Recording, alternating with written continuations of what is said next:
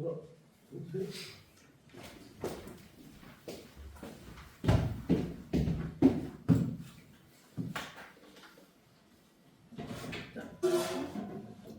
오고. 자, 이제 거기 5번 문제 이제 가봅시다. 5번 문제요. 자, 요것도 봐봐. 이제 요거는 출전은 자, 뒤에 보면 알겠지만 국어 교과서야. 이게 EBS는 아니고요. 근데 이것도 문제가 일단 이제 지문 가나가 있고 나희덕 나희덕이 이번 수능 있었잖아. 이제 매미라는 시도 그지? 나희덕 시인 EBS에 요새는 자주 등장해. 이제 여자 시인, 여주 시인인데 그다음에 김현의 문학은 무엇을 할 수 있는가? 이거 김현이라는 분이 굉장히 유명한 문학 평론가인데 뭐 서울대 출신이기도 하고 그렇지만 되게 글이 어려워요, 이 사람 글이. 그래서 어쨌든 문학과 관련한 얘기긴 한데 지금 문제를 보니까 일단 이것도 기억에 들어갈 말을 가에서 찾아 한 단어로 써라. 이제 그 다음에 2번 니은에 들어갈 말을 한 문장으로 쓰시오. 이거는 이제 뭐 찾아 쓰는 게 아니라 이제 문장으로 하나 쓰는 거야 이제. 그러니까 이럴 때 보통 한 50자 언저리 이제 한 문장 쓰면 돼요. 그 다음에 이제 3번에 보기는 요 3번 문제가 솔직히 까다로울 수 있는데 가에서 지은이 내가 이제 자 가에서 지은이 내가 그러니까 나이덕의 이 글은 일종의 이제 수필이야 수필. 나이덕 시인이지만 시인들이든 소설가든 뭐 이제 자기 경험을 토대로 이제 수필 같은 거 쓸 수 있잖아. 그래서 나이덕이 쓴 수필인데 자 가의 지은이 이제 내가 나와. 이제 내가 할아버지를 통해서 느낀 것을 바탕으로 디귿을 구체적으로 설명하고 있다. 그럼 이제 디귿은 나글의 맨 마지막에 있는 거야. 뭐 그 원초적 느낌의 단계는 감각적 쾌락을 동반한다. 그 쾌락은 반성을 통해 인간의 총체적 파악에 이른다. 자 그리고 이제 이 디귿을 구체적으로 설명하고 있다 그랬는데 거기 이제 보기에 있는 A, B, C 이제 동그라미 1, 2, 3번 문장이 있는데 A, B, C에 들어갈 말을 가에서 찾아 쓰시오 이랬단 말이에요. 이거 지금. 자 그래서 이제 역시 뭐 비교를 안 할 수가 없는 게 뭐 문학적인 걸 가천대에서도 이제 수필이나 이런 평론 나오긴 하는데 가천대 거랑은 달라요. 그보다 한 단계 사고를 더 과정을 거치게 만드는 아무래도 난도가 좀 더 높은 그런 문제란 말이야. 이게 지금.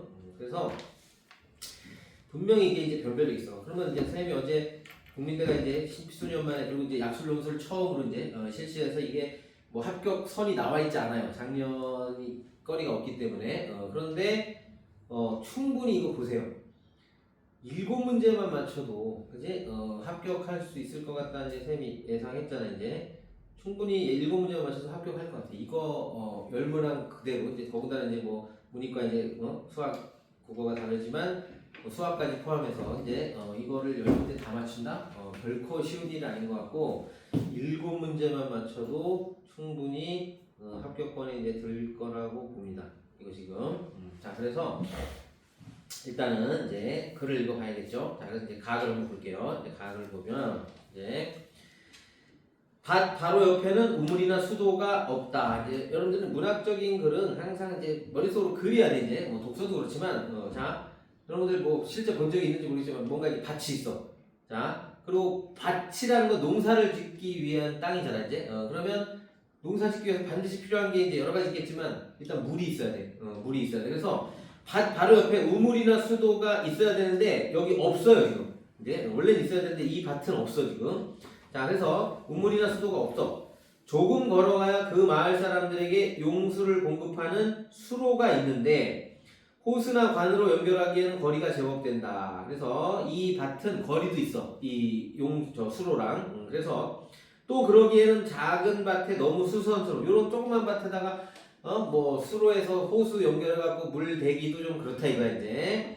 자 그냥 물을 한 통 길어다 주었다. 자 그래서 푸성귀들을 키우는 것은 물이 아니라 농부의 뭐라는 말이 농부의 뭐라는 말이 그냥 나온 게 아닌가 보다. 그러면 우리가 이제 농부가 직접 물통에다 물을 길어서 이제 걸어가서 밭에다 이제 물을 줬다는 얘기잖아 이제. 자 근데 이제 아직은 모르겠어요 여기 들어갈 말이 뭔지. 자 우리 밭을 흡족하게 적시려면 수로까지 적어도 10번은 왕복을 해야 하니 그것도 만만치 않은 노릇이었다. 자, 근데 여기서 이제 들어갈 말이 가에서 찾으라 그랬으니까 가에 이제 찾아야 되는데 아직은 좀 안 보이는 것 같기도 해. 자, 그럼 계속 봐봐. 물통을 들고 걸을 때마다 생각나는 사람이 있다. 우리 집에서 가까운 텃밭을 일구시는 어떤 할아버지인데 물을 주러 가시는 모습을 몇 번 본 적이 있다. 그 할아버지는 몸 반쪽이 마비되어 걷는 게 그리 자유롭지 못하시다. 우리 노인들은 요새는 뭐 그런 거 알지? 왜 뇌혈관이 막히면 이렇게 그지? 이제 흔히 말하는 옛날에 중풍이라고 했지, 그지? 한쪽이 마비돼서 이렇게 못 쓰는 사람 있잖아, 그지? 이렇게. 자, 그래서 자, 걷는 게 자유롭지 못하다. 성한 한쪽 팔로 물통을 들고 걸어가시는 모습은 거의 몸부림에 가까우면서도 이상한 평화 같은 걸 느끼게 한다. 그래서 여러분들 봐봐. 지금 요런 부분 할아버지가 마비가 돼 있는데 어쨌든 물을 주기 위해서 걸어가는 모습이 몸부림. 그 다음에 근데 그 몸부림이 이상한 평화를 느끼게 해. 알겠죠? 이런 문장들은 좀 주목해야 될 문장이었던 것 같아. 자, 쩔뚝쩔뚝 몸이 심하게 흔들릴 때마다 물은 찰랑거리면서 그의 낡은 바지를 적시고 그 길 위에 쏟아져 결국 반통도 채 남지 않게 된다. 그렇게 몇 번씩 오가는 걸 나는 때로는 끌듯이 지나가는 발소리로 듣기도 하고 때로는 마른 길 위에 휘청휘청 내고 간 젖은 길을 보고 알기도 한다. 그래서 이제 할아버지가 물 주러 가는구나. 그러면 이 할아버지가 몸이 편찮지 않기 때문에 이렇게 거의 마비가 되기 때문에 이렇게 똑바로 못 걷고요. 이렇게 막 끌면서 이렇게 이런 발소리가 이제 들렸고 그러다 보니까 아까 물통이 한 통 채워 갔지만 사실 다 이제 쫄뚝쫄뚝 끓으니까 흘릴 거 아니야. 그래서 길이 젖어 있어. 아, 그럼 이 할아버지가 물 주러 갔다 왔나 보다. 이제 알 수 있게 된다. 이제 그 얘기야. 자, 그 젖은 길은 이내 말라버리곤 했지만 나는 그 길보다 더 아름답고 빛나는 길을 별로 보지 못했다. 그리고 어느 날부터인가 나 역시 그 밭의 채소들처럼 할아버지의 발소리를 기다리게 됐다. 아, 여기서 이제 딱 나온 거야. 채소들이 일단 뭘 기다렸어? 할아버지의 발소리. 근데 그걸 나도 기다렸다 이거야. 나도 그 밭의 채소들처럼 할아버지의 발소리를 기다리게 되었다. 반통의 물을 잃어버린 그 발소리를.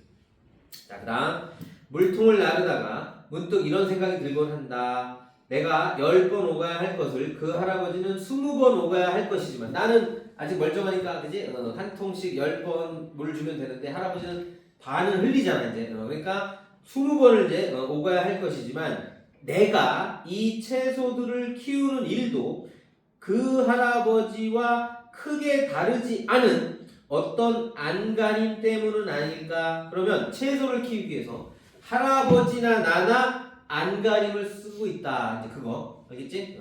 안간힘을 쓰고 있다.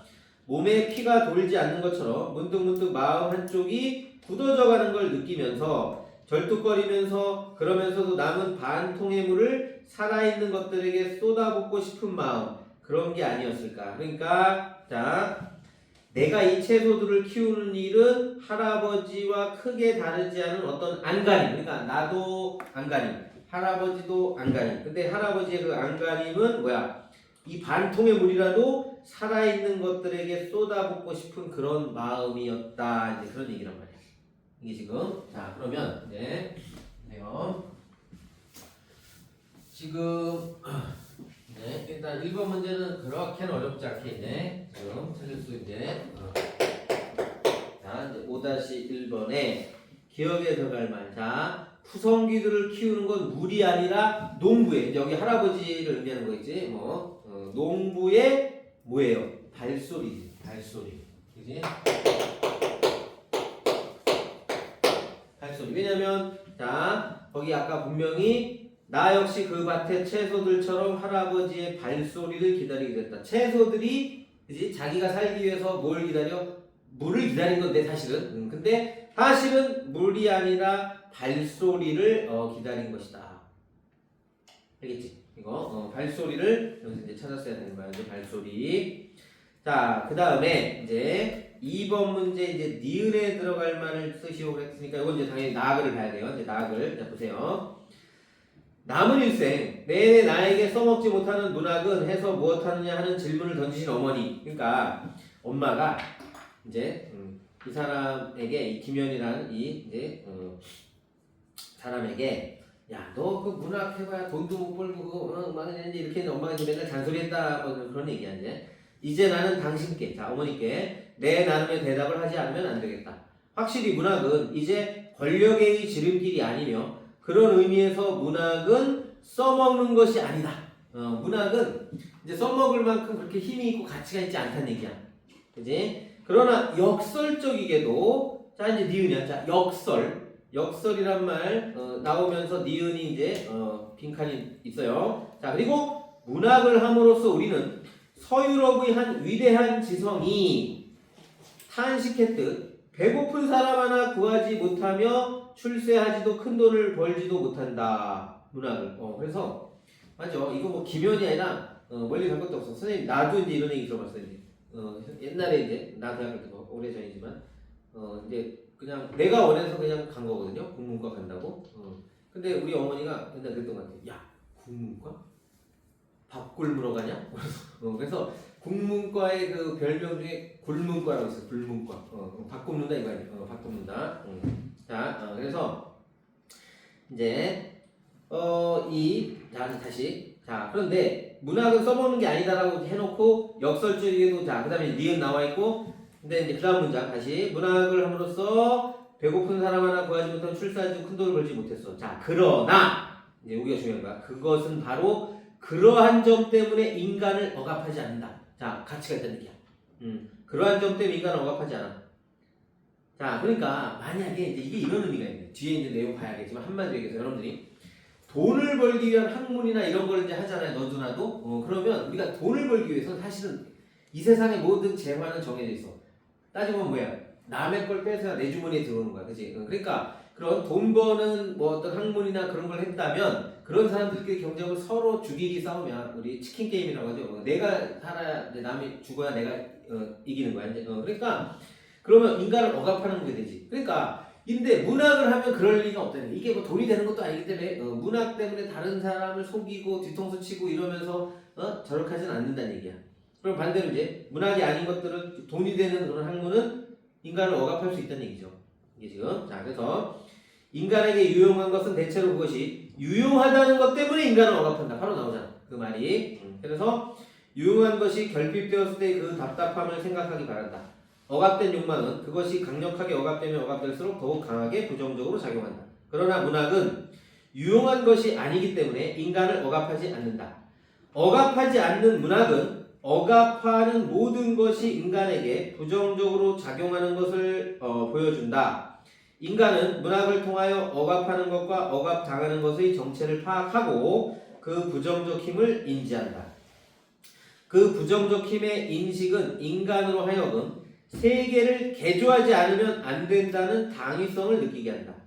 한편의 아름다운 시는 그것을 향유하는 자에게 그것을 향유하지 못하는 자에 대한 부끄러움을, 한편의 침통한 시는 그것을 읽는 자에게 인간을 억압하고 불안하게 만드는 것에 대한 자각을 불러일으켜 소위 감동이라는 말로 우리가 간략하게 요약하고 있는 심리적 반응이다. 감동이나 혼의 울림은 한 인간이 대상을 자기의 온몸으로 직관적으로 파악하는 행위이다. 인간은 문학을 통해 그것에서 얻는 감동을 통해 자기와 다른 형태의 인간의 기쁨과 슬픔과 고통을 확인하고 그것이 자기의 것일 수도 있다는 것을 느낀다. 문학은 억압하지 않으므로 그 원초적 느낌의 단계는 감각적 쾌락을 동반한다. 그 쾌락은 반성을 통해 인간의 총체적 파악에 이른다. 이랬단 말이야 이제. 자, 그래서요. 이제 이게 디귿과 관련해서도 이제 문제를 찾긴 찾아야 되는데 일단은 이제 2번 문제부터 해결해야 된단 말이야. 자, 그러면 니은에 들어갈 말을 한 문장으로 쓰시오. 그랬단 말이야. 자, 그러면 아까 이제 잘 봐. 5-2번 요거 이제 설명하기 위해서 자.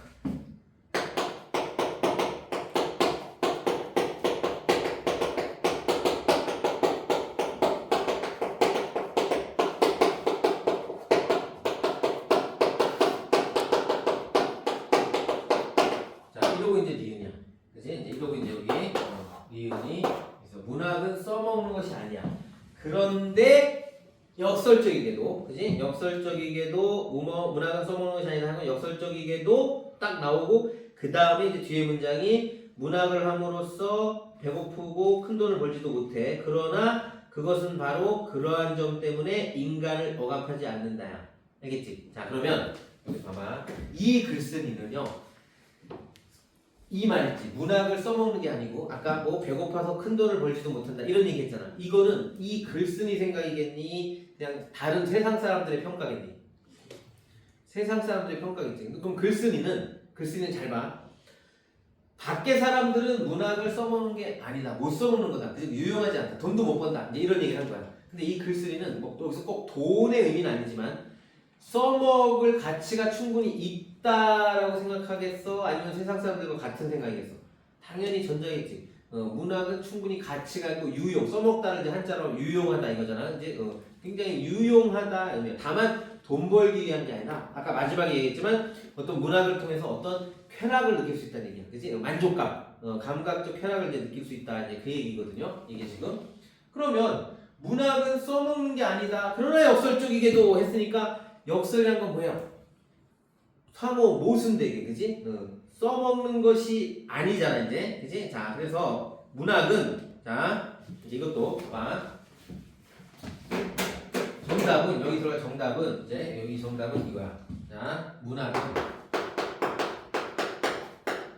자, 써먹지 못한다는 것을, 자, 써먹고 있다. 써먹지 못하는 걸 써먹는다. 역설이잖아, 그지? 써먹지 못하는 걸 써먹는다. 그런데 아까 EBS도 마찬가지지만 이건 더도 EBS는 그나마 우리가 이제 그지? 그해 뭐 수능을 위해서라도 공부해서 그렇다고 해서 그 문장 하나를 다 외울 놈도 세상에 없겠지만 이건 교과서야. 교과서는 또 학교마다 다 달라. 이 교과서에 나오는 이걸 누가 외워서 쓸 수는 없을 거 아니야, 그지? 당연히 이제 정답은 이렇게 해놨지만 자, 해봐 이제 또 다른 예. 자, 이제 답이 될 수 있는 인정할 수 있는 거 이제 뭐가 있냐면 문학은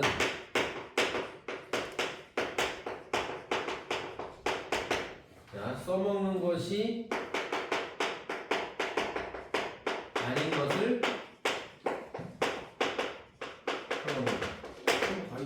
말만 살짝 바꾼 거지 뭐 똑같은 얘기죠. 자, 그 다음에 이제 아까 유용이라는 단어. 문학은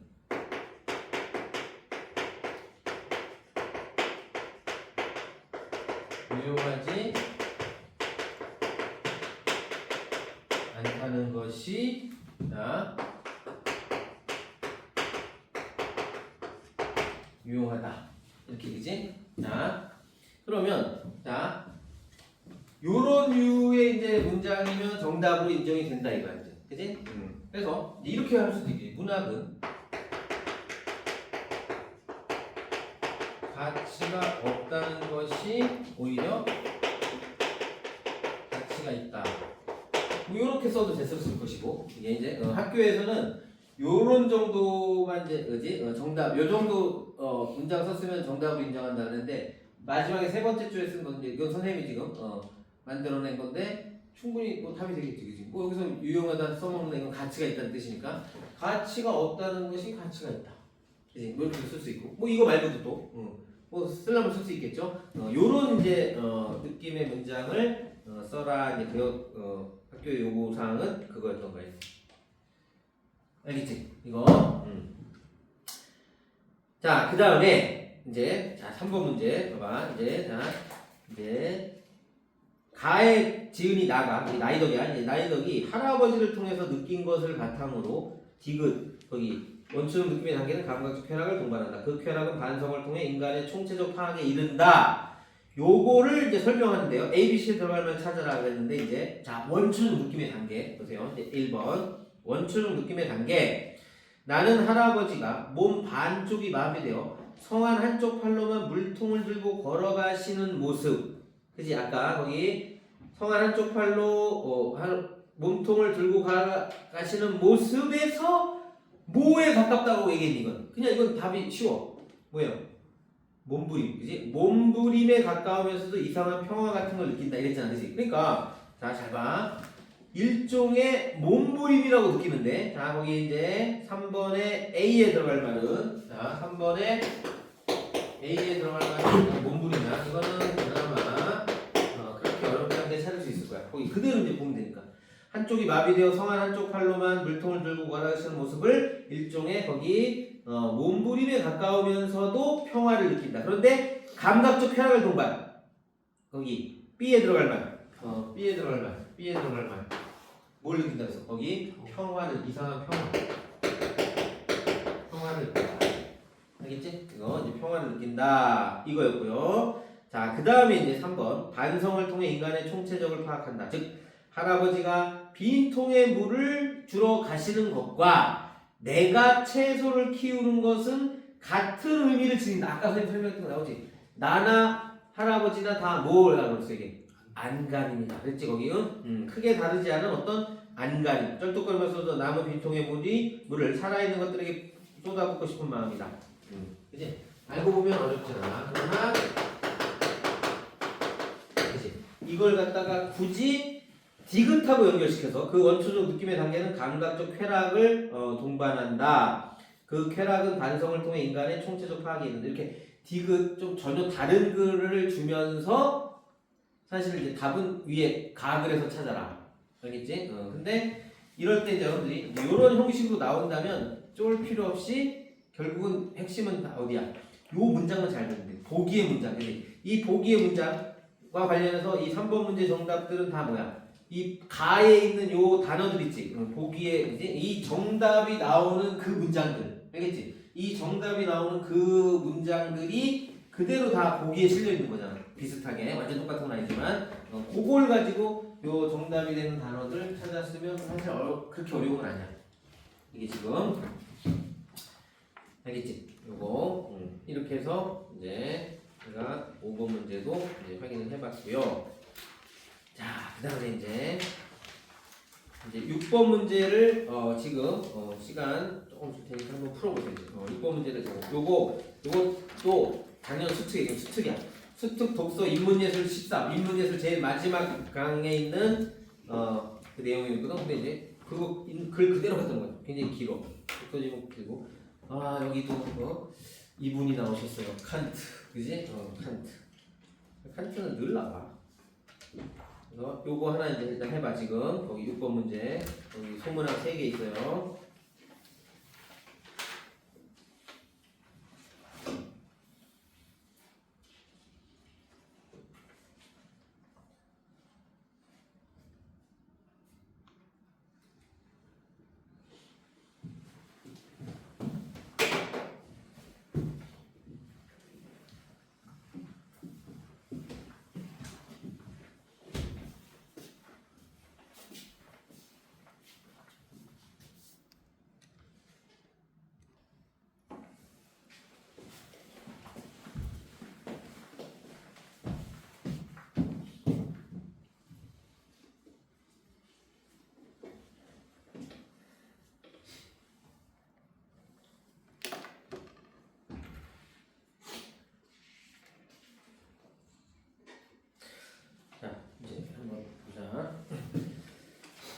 얘가요, 아까 얘기했던 이제 작년도 수특 독서 그 인문예술 13강에 있는 그냥 실제 지문이야.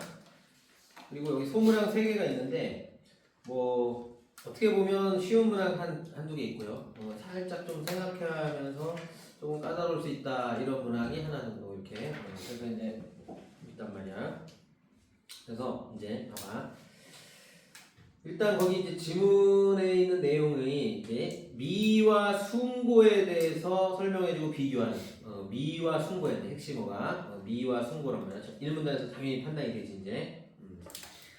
자, 그래서 일단은 이제 1문단의 이제 중간 4번째 줄에 자 미와 숭고는 오직 주체가 느끼는 감정 즉 주관과 관계된다. 근데 비교 대상이 뭐였어요? 논리적 판단과 감각적 판단이 모두 객관과 관계된 것이라면 미와 숭고는 주관과 관계된다. 이런 것들을 잘 봐야 되고.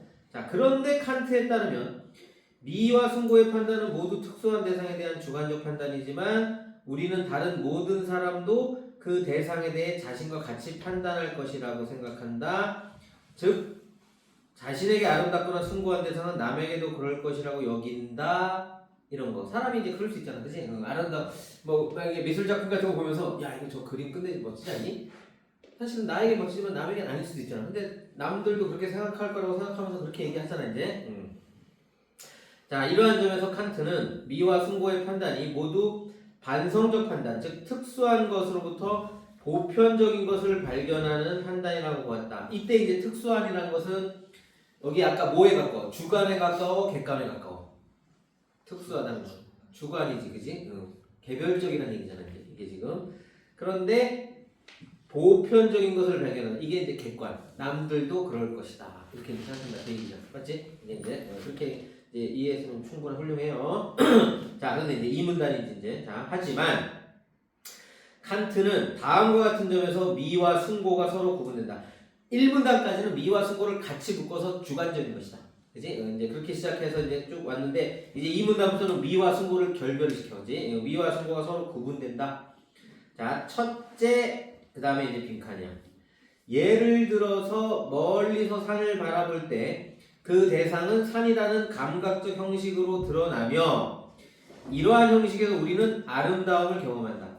그러나 안개에 가려진 봉우리 밑에 서서 거대한 산의 일부만을 바라볼 때에는 대상의 전체 형식이 쉽게 상상되지 않는다. 그리고 그 모습을 전부 드러내지 못할 만큼 거대한 산의 모습에서 우리는 숭고를 경험한다. 이처럼 숭고는 우리가 재현해내려는 형식에 한계가 없기 때문에 발생한다. 즉 칸트에 따르면 숭고에서 경험되는 무형식성은 감각적 형식의 부재가 아닌 우리가 표상할 수 있는 형식적 한계의 부재를 의미한다. 이랬단 말이야. 알겠지? 여기 지금 자, 잘 봐라. 거기 아까 다시 한번 기억 다음에 멀리서 산을 바라볼 때 그 대상은 산이라는 감각적 형식으로 드러나며 이러한 형식에서 우리는 아름다움을 경험한다 해놓고 그 다음에 그러나 나오면서 이제 숭고 얘기를 하는 거야 이제.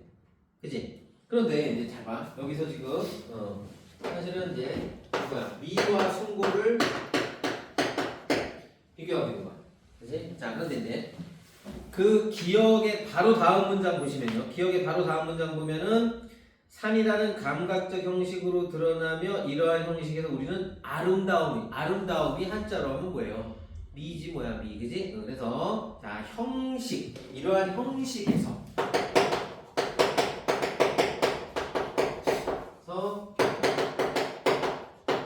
형식을 통해서란 뜻이지. 형식이 있어야 아름다움을 느낄 수 있다. 즉 미를 경험할 수 있다. 그 얘기고. 자, 그 다음에 이제 숭고는 그지? 뭐 이제 그 다음 문장부터 쭉 나오지만 마지막 문장 즉 칸트에 따르면 숭고에서 경험되는 무형식성.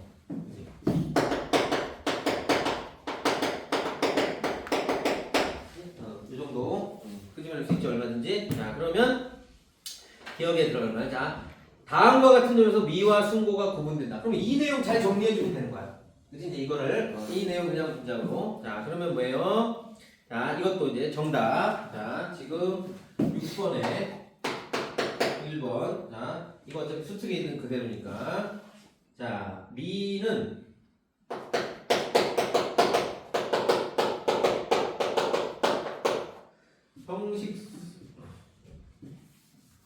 형식을 가진 미는 형식을 가진 대상에서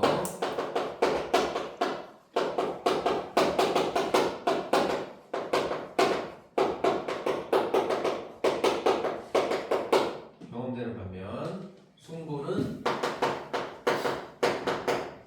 무형식적 대상에서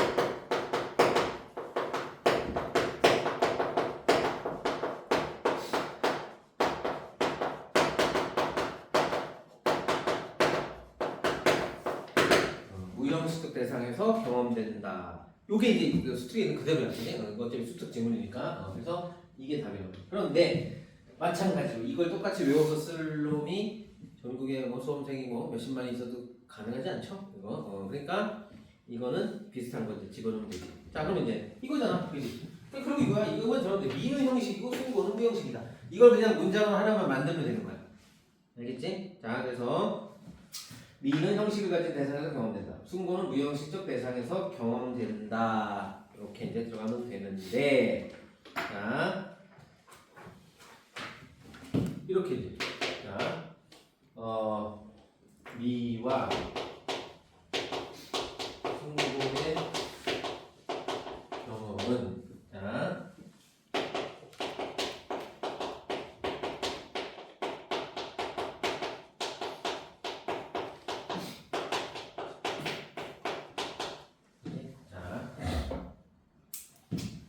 미와 숭고의 경험은 형식성의 유무에서 차이를 보인다. 이런 정도라든지. 그치? 그러니까 결국은 미와 숭고의 경험은 형식성의 유무. 그래서 미는 형식, 숭고는 무형식. 그지?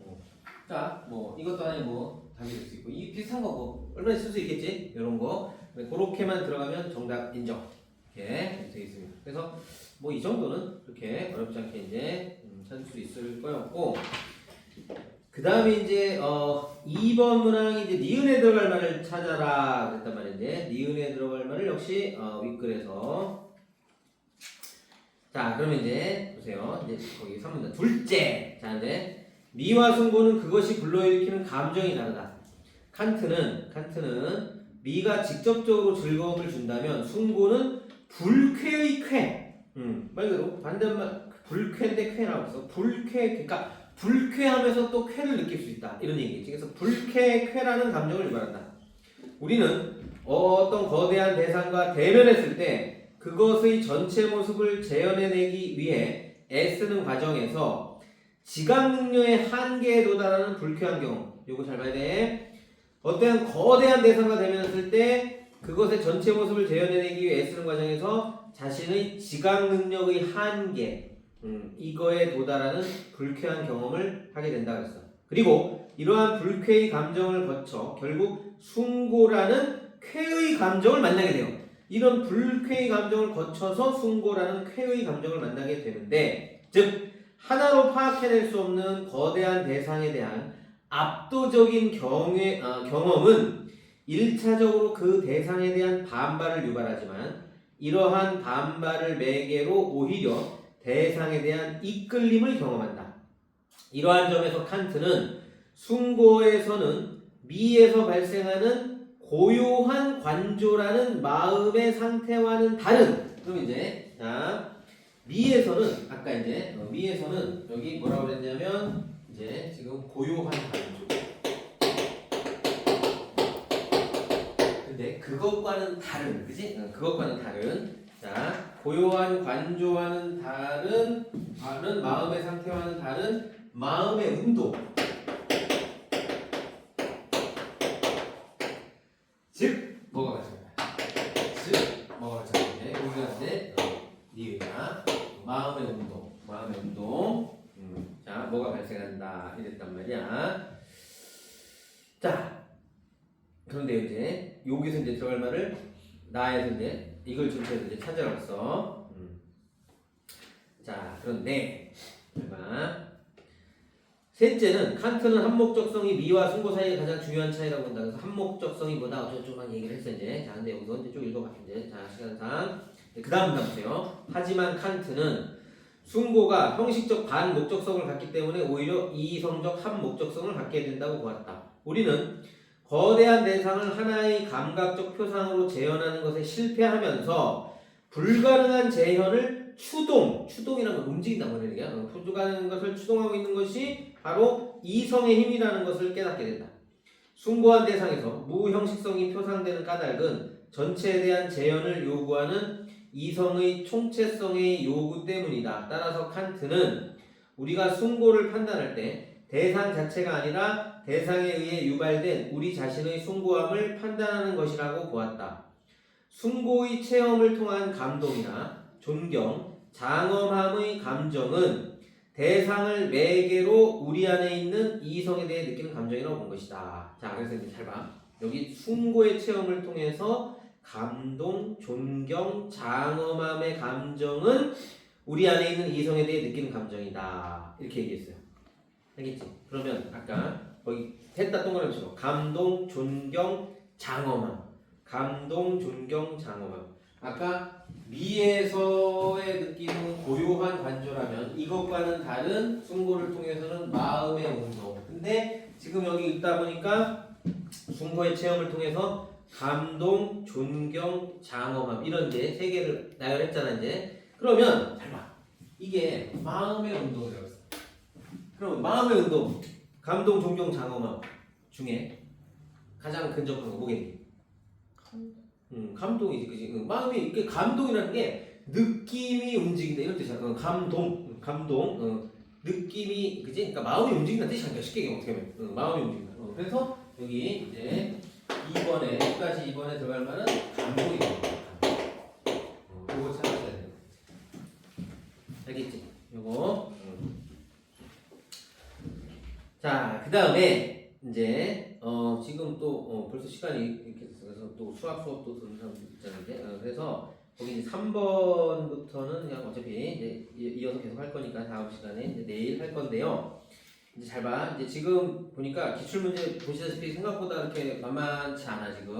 그러니까 이거 시간을 두고 쭉 가야 돼. 그래서 이제 원래 선생님이 그랬지 이틀 혹은 3일이라고 그랬지. 그래서 내일까지는 이제 기출을 하고요. 그 다음에 이제 목금의 이제 EBS 이제 지금까지 흐름을 봤을 때 그래도 조금이라도 좀 주목해야 될 EBS 지금 몇 개라도 하고 이제 그리고 전체적으로 EBS를 뭐 수업시에 다 할 수는 없어 이제 우리가. 근데 여러분들이 뭐 개인적으로 또 시간이 있잖아 이제 수업 끝나고도 뭐 저녁 오후에 다 그때 이제 혼자서 공부할 수 있는 거를 이제 내일 이제부터 알려줄게. 이제 EBS 책에 어디를 좀 봐라. 그래서 이제 일부는 수업할 건데 다 할 수는 없잖아. 그래서 그거 EBS에서 어디를 좀 보라고 이제 얘기는 내일 이제 해줄게요. 그리고 이제 내일 숙제는 당연히 이제 기출 나머지 그 뭐야 이제 여기 7번 그러니까 7번 8번은 원래 이제 여기 문과 문제고 그다음에 거기 9번 10번이라고 돼 있는 건 이제 이과 문제. 이과가 이제 8번까지가 오히려 수학이고 9번 10번 딱 두 문제만 국어잖아. 근데 뭐 비슷해. 근데 이제 조금은 이제 뭐 다르지 않아. 똑같아. 이과 문제라면 뭐 더 쉽거나 그렇지 않아요. 뭐 거의 똑같아. 근데 이제 보면 문학이 좀 껴 있으니까. 근데 여기 문학은 뭐 여기도 껴 있었으니까. 그래서 이제 그런 것들이 지금 이제 있으니까. 자, 그래서 어쨌든 이제 기출 나온 풀어오시고요. 자, 그 다음에 내일, 그지? 내일 여러분들 이거는 한번 들어봐. 수능 완성. 수능 특강 독서 쪽도 이제 봐야 되고, 수능 특강 독서 좀 봐야 되고, 그다음에 이제 수능 완성에도 이제 독서 문학 다 같이 있잖아요, 이제. 그래서 수능 완성에서 볼 건데, 이 수능 완성 책을 갖고 거나 아니면 PDF 뭐 파일이라도 갖고 오시면 돼요. 자, 이제 없는 사람.